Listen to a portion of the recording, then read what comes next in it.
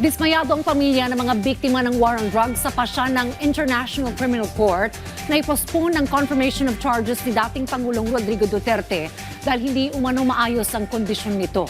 Yan ang ulat ni Harley Valbuena. Postponed ang pagdinig, pero hindi pwedeng i-postpone ang paghingi ng hustisya. Ito ang sigaw ng pamilya ng mga biktima ng madugong war on drugs matapos ipagpaliban ng International Criminal Court ang confirmation of charges hearing ni dating Pangulong Rodrigo Duterte kaugnay ng kasong Crimes Against Humanity na itinakda sa September 23.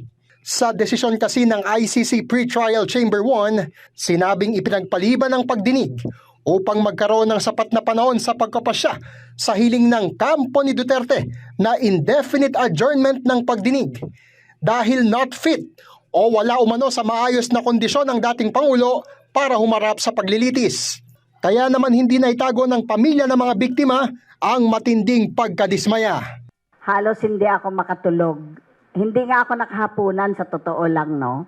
Kasi nadismaya talaga ako dahil ready na po kaming lahat. Paano naman po kami? 9 na taon na po yung hinihintay namin. Nawalan po kami ng mahal sa buhay. Bulok na po yung mga anak namin sa libingan. Tinawag din nila itong delaying tactic ni Duterte at duda rin silang baka nagpapanggap lamang itong may sakit lalo na't maayos ang pag-aalaga ng ICC sa kanilang mga detainee. Si Kitty Duterte minsan tinanong kung kamusta ang tatay niya araw-araw.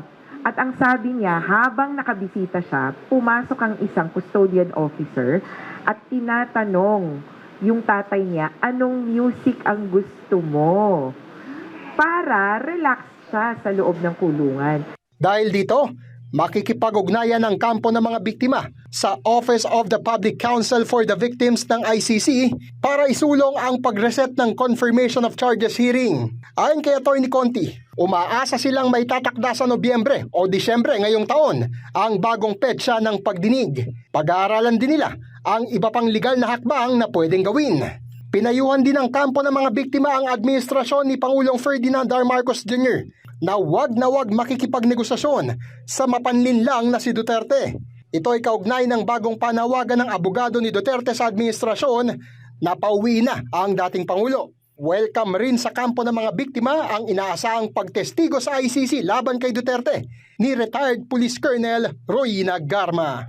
Kasi ang mag-link kay Duterte mula sa mga DDS killings, yung Davao Death Squad killings, mula 1980s, 1990s hanggang 2016 June, at pagtawid dun sa nationwide killing. Tingin kami na hindi pa naman niya sinasabi lahat eh. I mean, what she gave as a testimony sa Quadcom is not everything. Harley Valbuena para sa Pambansang TV sa Bagong Pilipinas.